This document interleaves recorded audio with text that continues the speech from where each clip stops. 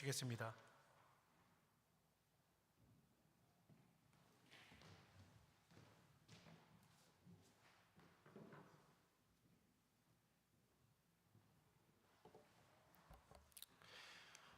기도하겠습니다.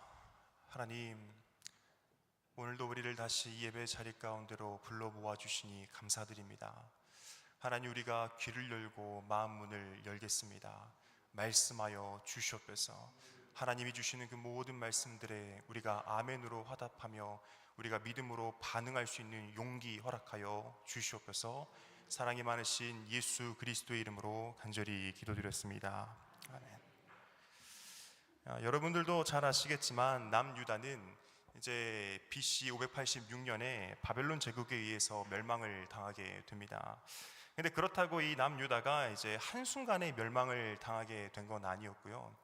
이 바벨론 제국의 그 세 번의 침공 끝에 이 남유다가 멸망을 하게 됩니다. 바벨론 제국이 남유다를 첫 번째로 침공을 했을 때 남유다를 이제 자신들의 속국으로 만들어 버리게 되는 거죠.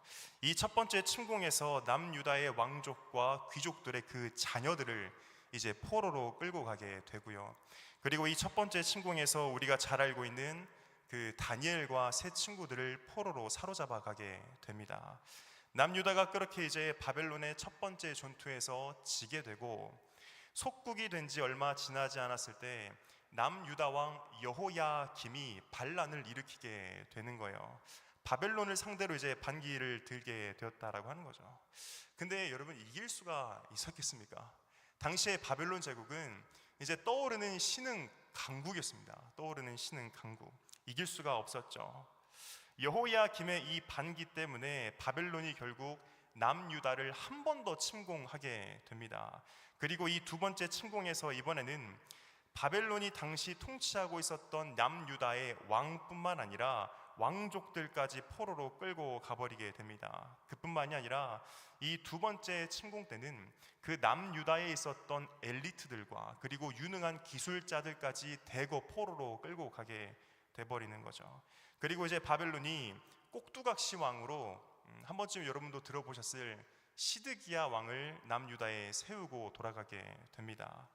그렇게 이제 두 번째 침공으로 마무리되나 싶었는데 또 얼마 지나지 않았을 때 바벨론이 그냥 꼭두각시 왕으로 세워놨었던 이 시드기야 왕이 선지자 예레미야의 말을 무시하고 바벨론에게 한 번 더 반기를 들게 되는 겁니다. 여러분, 이겼을까요? 당연히 졌죠. 바벨론이 결국에는 이제 세 번째로 침공을 하게 됩니다. 이때는 바벨론 제국이 이 남유다가 자꾸 반란을 일으키니까 이제 화가 날 대로 화가 나서 남유다를 완전히 멸망을 시켜버립니다.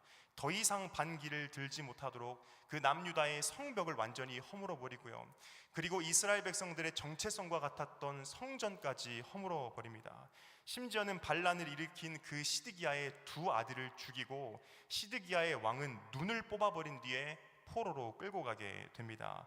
더 이상은 이제 어떤 기대도 하지 못하도록 성벽과 성전과 그리고 왕의 아들들을 모두 다 허물고 죽인 뒤에 그리고 왕까지 사로잡아 가게 되었다라고 하는 거죠.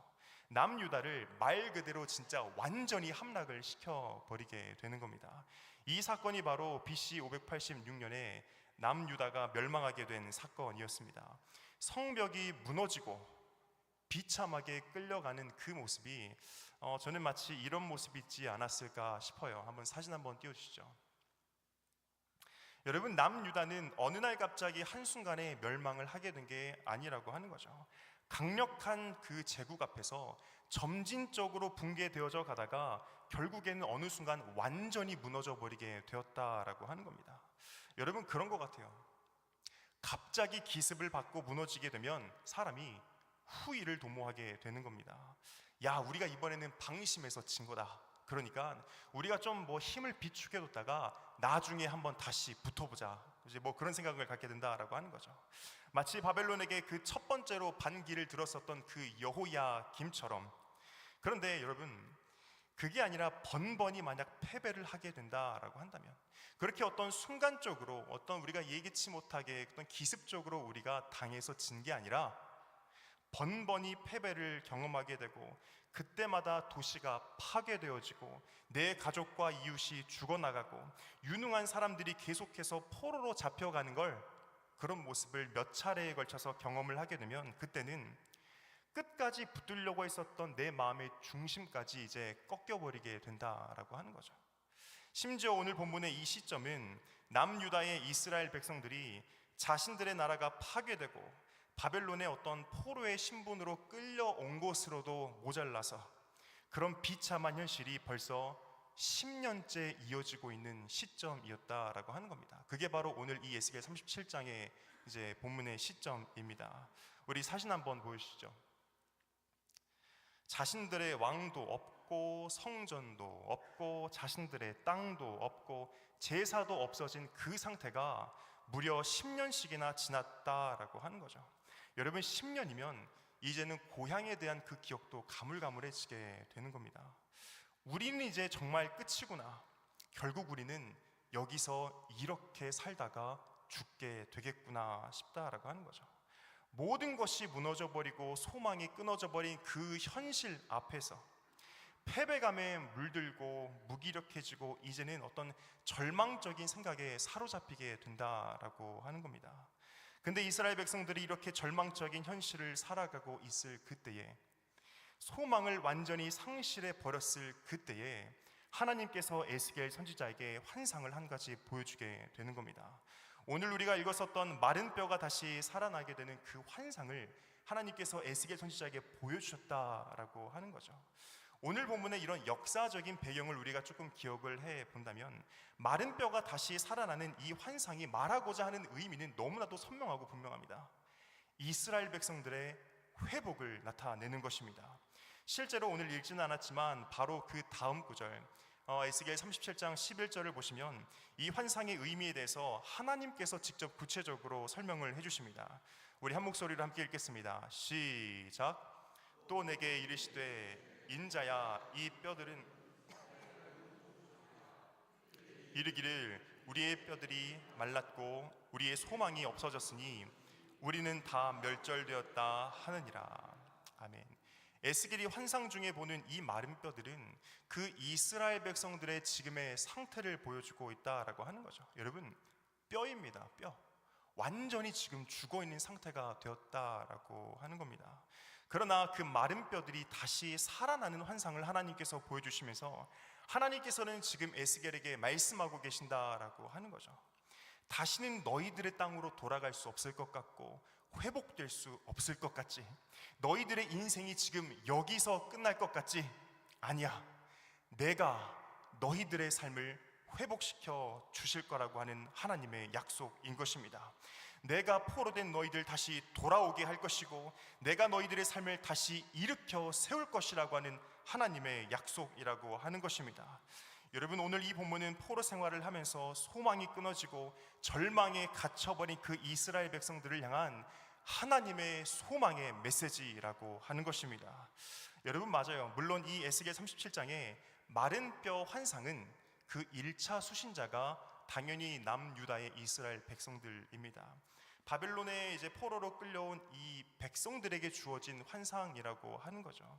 하나님께서는 지금 이 마른 뼈가 다시 살아나는 그 환상을 통해서 무기력함에 사로잡혀 있고 절망 속에 살아가는 이 이스라엘 백성들이 다시 살아나게 될 것임을 지금 예언적으로 보여주고 계신다라고 하는 것입니다. 이스라엘 백성들에게 주어진 약속이라고 하는 거죠. 그러나 하나님의 말씀인 이 성경이 단순히 과거의 어떤 한순간에만 머물러 있는 그런 죽어있는 역사책이 아니라 오늘도 살아 역사하시는 영원한 하나님의 말씀임을 우리가 기억한다라고 한다면, 그리고 하나님께서는 오늘도 이 성경을 통해서 우리들에게 말씀하신다라고 하는 사실을 우리가 기억한다면, 오늘 이 본문은 1차 수신자였던 그 남유다의 이스라엘 백성들을 넘어서 회복과 부흥이 필요한 오늘날의 저와 여러분들 각 개인과 공동체에게 주어지는 하나님의 말씀이 되는 것입니다. 그렇기 때문에 오늘 이 본문은 지금 이 순간에도 회복과 부흥이 필요한 곳에 선포되어져야 할 메시지인 것입니다. 여러분, 부흥이 뭐예요? 단순히 숫자가 늘어나는 게 부흥이 아니라고 하는 거죠. 여러분, 어원적으로 따져보면 다시 살아나게 되는 것이 부흥인 것입니다. 우리 주변에는 지금 이 순간에도 영적으로 죽어있는 수많은 영역들이 있고 다시 살아나야 할 영역들이 있기에 오늘 우리는 이 에스겔의 환상을 붙잡고 하나님께서는 오늘 나에게도 동일하게 역사하실 수 있음을 믿으며 구해야 하는 것입니다.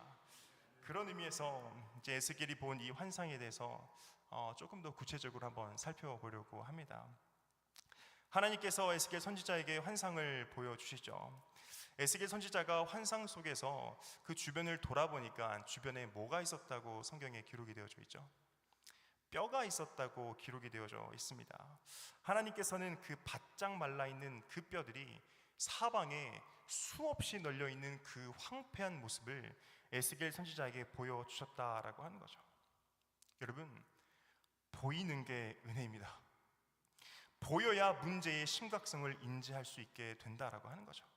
지금 나의 영적인 상태, 우리 가정의 영적인 상태가 바닥을 치고 있는데도 불구하고 그런 심각한 현실을 인지하지도 못하고 있는 사람들이 우리 중에는 얼마나 많이 있느냐라고 하는 겁니다. 분명히 심각한 문제가 있음에도 불구하고 그 문제의 심각성을 인지하지도 못한 채 안일하게 생각을 한다거나 아니면 그 상황이 너무나도 절망적인 상황이라서 이제는 무기력함에 빠져 그저 흘러가는 대로 살아가 버린다라고 한다면 여러분, 회복은 멀어지게 된다라고 하는 거죠.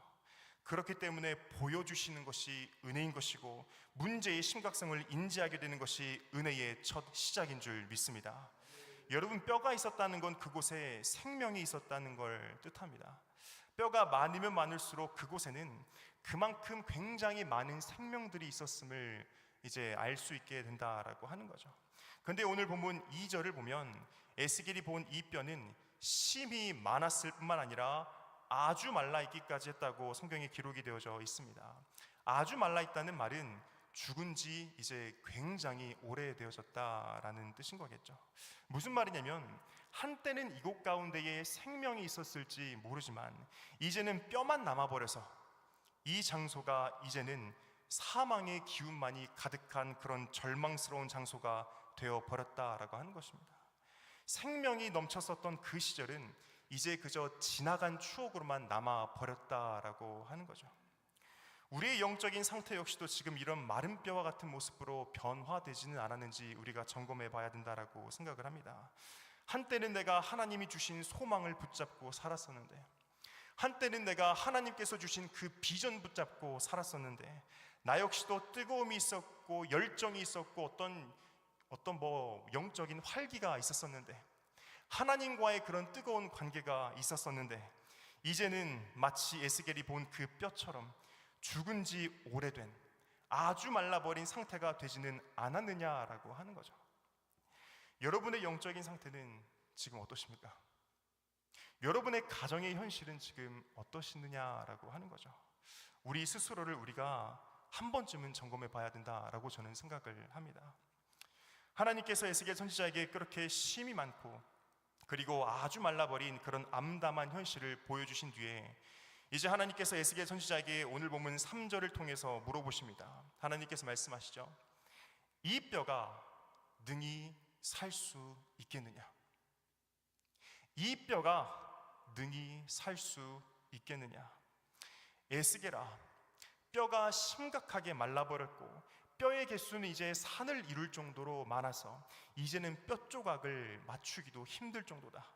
에스겔아, 너는 그래도 이 뼈가 살 수 있다고 생각을 하니? 그 하나님의 물음에 이제 에스겔이 대답을 합니다. 주께서 아시나이다. 여러분, 에스겔의 이 대답을 놓고 이제 사람들의 해석이 크게 이제 두 가지로 갈리게 됩니다. 어떤 사람들은 에스겔의 이 대답이 믿음의 대답이라고 말을 해요. 그러니까 주께서 아신다라고 하는 에스겔의 이 말이 그 모든 주권을 하나님께 의탁드린다라고 하는 고백이라고 하는 거죠. 그래서 에스겔이 지금 어떤 대단한 믿음의 고백을 했다라고 하는 사람들도 있지만 저는 좀 그 반대 입장입니다. 만약 이 상황 속에서 에스겔이 진짜 하나님에 대한 어떤 대단한 믿음이 있었다라고 한다면 하나님의 물음에 당연히 살리실 수 있다라고 자신 있게 대답을 했겠죠. 근데 에스겔의 이 대답은 지금 뭔가 조금 애매해요. 저는 그렇게 생각을 합니다. 에스겔의 이 대답은 하나님의 어떤 능력에 대한 지식은 있지만 눈앞에 보여지는 그 참담한 현실 앞에서 그 지식을 확신하고 있지는 못하는 모습이라고 하는 거죠. 물론 하나님께서는 능력이 많으시다는 건 알겠는데, 이야, 저것도 될까 싶다는 겁니다. 그래서 에스겔이 하나님의 그 질문에 차마 자신 있게 살아날 수 있습니다 라고 대답하지 못하고 그냥 하나님의 그 질문을 다시 하나님께 돌려드렸다라고 하는 거예요. 주께서 아십니다. 여러분, 에스겔의 이 모습 속에서 저는 우리들의 모습을 보게 되는 것 같습니다. 여러분, 한번 생각을 해보세요. 만약 하나님께서 오늘 우리들에게도 우리가 처한 삶의 황폐한 현실을 보여주시면서 우리들에게 물으신다면 여러분들은 어떻게 하시겠습니까? 사랑하는 내 딸아, 사랑하는 내 아들아, 이리저리 방황하고 있는 네 모습을 봐. 유혹 앞에서 넘어지다 못해 이제는 그 유혹에 완전히 묶인 채 살아가는 네 모습을 한번 봐. 영적으로 그렇게 심각하게 무너져버린 지금 너의 그 상태가 다시 살아날 수 있다고 생각을 하니? 교회에 대한 반감을 가지고 있는 너의 그 친구 다시 살아날 수 있다고 생각을 하니? 하나님에 대해서는 관심조차 두지 않고 늘 피하기만 하는 네 남편, 네 자녀, 네 부모 다시 살아날 수 있다고 생각을 하니? 여러분, 그런 거예요. 상황이 심각하면 심각할수록 우리 역시도 에스겔처럼 그 하나님의 질문에 선뜻 그렇다고 자신 있게 대답하기 쉽지 않다라고 하는 겁니다. 만약 하나님께서 무너질 대로 무너진 여러분의 삶의 모습이나 영적으로 바짝 메말라 버린 여러분의 가정의 현실이나 오늘도 여러분의 마음을 괴롭게 만드는 여러분의 그 절망스러운 문제들을 떠올리게 하신 뒤에 내 아들아, 내 딸아, 이 뼈가 능히 살 수 있겠느냐 물으신다면 여러분은 뭐라 대답하시겠습니까? 주께서 아십니다. 주님께서는 가능하시겠죠. 에스겔의 모습이 이제 그랬다라고 하는 겁니다. 에스겔의 모습이. 그러나 하나님께서는 에스겔 선지자의 그 믿음 없는 모습에 개의치 않으시고 에스겔 선지자에게 말씀을 하십니다. 오늘 보면 4절 말씀입니다. 4절 말씀 제가 읽겠습니다. 또 내게 이르시되 너는 이 모든 뼈들에게 대언하여 이르기를 너희 마른 뼈들아 여호와의 말씀을 들을지어다. 아멘. 하나님께서 에스겔 선지자에게 이제 하나님께서 이제 에스겔 선지자에게 말씀하시는 겁니다. 이 모든 메말라 버린 뼈들을 향해서 여호와의 말씀을 대언하라라고 하는 것입니다. 황폐한 그 현실에 압도되어져 버리는 것이 아니라 반복되어지는 그 실패 속에 어떤 패배감에 젖어버리는 것이 아니라 암담한 너의 그 상황에 너의 생각과 감정이 끌려다니는 것이 아니라 그대로 주저앉아 버리는 것이 아니라 오히려 그 절망스러운 현실을 향해서 여호와의 말씀을 선포하라고 하나님께서는 말씀하시는 것입니다. 여러분, 부흥은 하나님의 말씀을 통해 시작되어지는 줄 믿습니다. 여러분, 하나님의 말씀은 진리의 말씀이면서 동시에 생명의 말씀인 것입니다. 히브리서 4장 말씀처럼 하나님의 말씀은 살아있고 활력이 있기에 죽어있고 멈춰있었던 그 심령을 변화시키기에 충분한 것입니다. 그래서 바울이 데살로니가전서 2장에서 이제 말을 하고 있는 거죠. 이 말씀이 또한 너희 믿는 자 가운데서 역사하느니라. 아멘. 아무리 황폐하고 절망적인 현실이라 할지라도, 아무리 깊은 영적인 침체 속에 내가 빠져있다 할지라도 하나님의 말씀이 나에게 들려지고 나에게 부딪히게 되는 바로 그 순간이 부흥의 시작인 줄 믿습니다. 영적인 생명력을 잃어버리고 사망의 기운만이 가득한 곳이 여러분의 삶의 현장 가운데 있지는 않으십니까? 만약 그게 내 자신이라고 한다면 우리는 나 자신을 향해서 그 하나님의 말씀을 선포하며 내 안에 하나님의 말씀을 끊임없이 공급해야 하는 줄 믿습니다. 실제로 에스겔이 이제 하나님의 명령을 따라서 여호와의 말씀을 대언을 하게 되죠.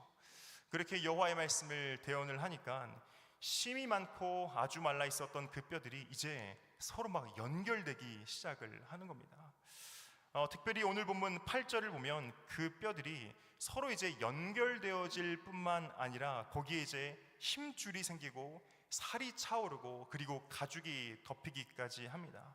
심이 말라 있었던 그 뼈들이 이제는 사람의 형태로 변화되어졌다라고 하는 거죠.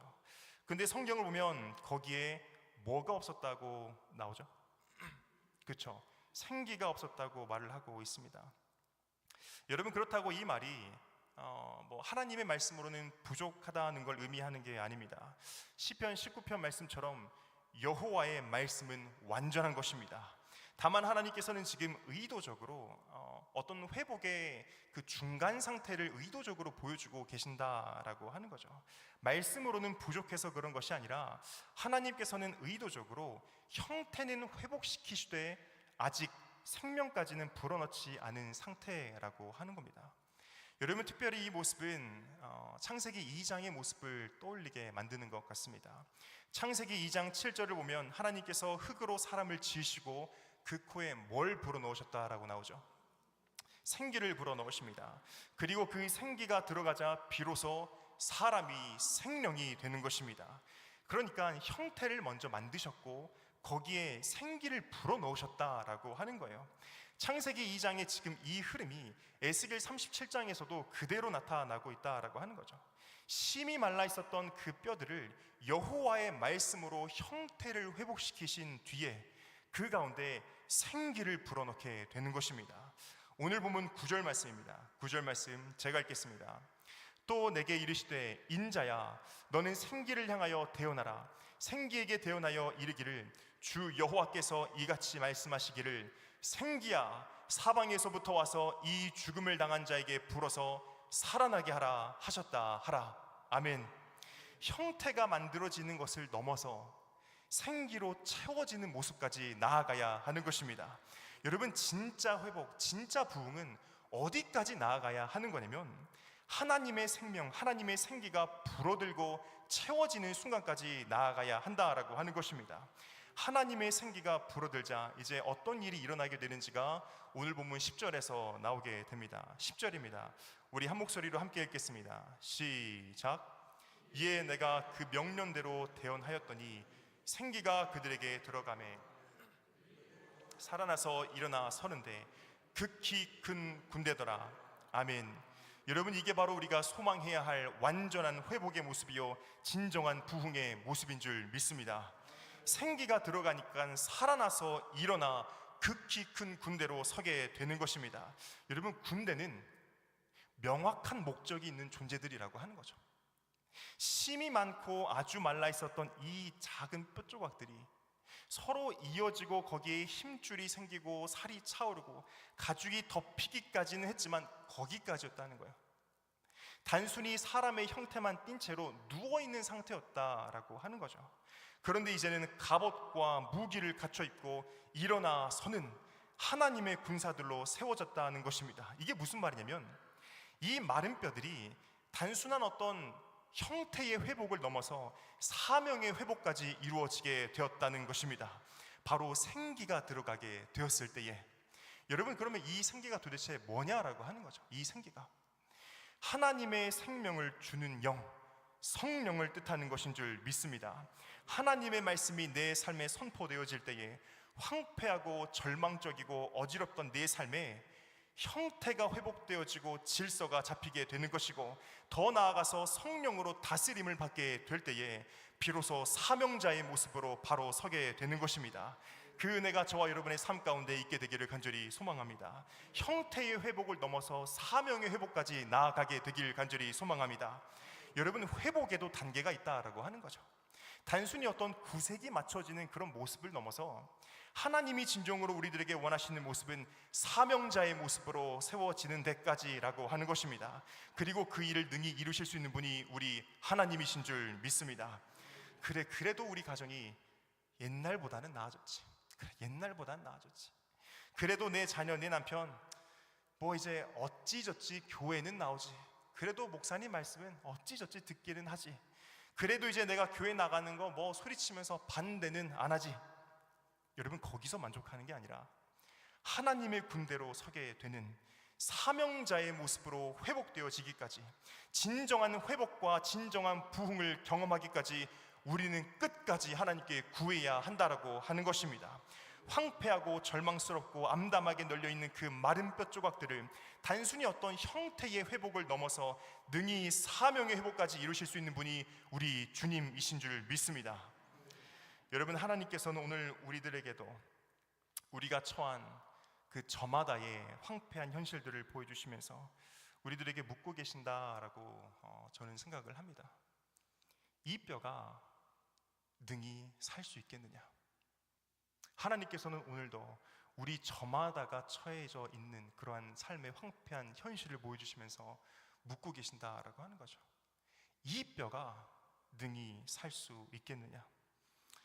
여러분은 하나님의 이 물음에 어떻게 대답을 하시겠습니까? 우리 역시 에스겔처럼 주저하고 있지는 않느냐라고 하는 겁니다. 상황이 너무 어렵다는 이유로, 문제가 너무 깊어졌다는 이유로, 절망적인 상태가 너무 오래 지속이 되어져 버렸다는 그런 이유들로 하나님 앞에 믿음의 태도는커녕 믿음의 고백조차 못하고 있는 그런 상태이지는 않느냐라고 하는 거죠. 그러나 여러분, 우리가 집중해야 할 것은 어떤 눈앞에 놓여져 있는 그런 절망적인 현실이 아니라 우리가 정말 집중해야 할 것은 창조주 되시는 하나님의 능력인 것입니다. 우리 하나님 빚으시고 새롭게 태어나게 하는 창조주가 되십니다. 에스겔에게 어떤 대단한 확신이 있었다거나 대단한 어떤 능력이 있었기 때문에 그 뼈들이 살아난 게 아니라는 거예요. 창조주 되시는 하나님의 말씀이 선포되어졌고 창조주 되시는 하나님의 생기, 그 성령이 임했기에 그 죽어있던 뼈들이 다시 살아나게 되었던 것입니다. 우리가 집중해야 되는 것은 창조주 되시는 하나님의 능력인 것입니다. 여러분, 하나님께서는 저와 여러분이 처한 그 황폐한 현실을 변화시키실 수 있으십니다. 마른 뼈들을 하나님의 군사들로 변화시키실 수 있는 분이 우리 주님이신 것입니다. 하나님께서는 살리실 수 있고 변화시키실 수 있으십니다. 내 삶도 내 가정도 내가 포기했었던 그 영역들까지도 하나님께서는 능히 회복시키실 수 있는 것입니다. 단순히 형태만 그럴듯하게 변화되어지는 그런 회복이 아니라 사명의 회복까지 진정한 부흥을 이루실 수 있는 분이 우리 주님이신 줄 믿습니다. 이번 한 주가 저는 그런 한 주가 되길 소망합니다. 황폐한 내 삶의 현실을 보면서 그저 절망하고 좌절하는 것이 아니라 그 자리 가운데 하나님의 말씀을 선포하며 하나님의 생기, 성령을 구하는 저와 여러분들이 되길 간절히 소망을 합니다. 하나님의 말씀이 선포되어지고 그리고 성령이 그곳에 더불어 역사하게 될 때에 비로소 황폐하고 마른 뼈와 같았던 내 삶의 그 모든 영역들의 진정한 회복과 부흥이 시작되게 될 줄 믿습니다. 그 창조주 되시는 하나님의 놀라운 역사를 우리가 삶 속에서 경험하게 되는 이번 한 주가 되길 간절히 소망합니다. 우리 함께 기도하겠습니다. 하나님,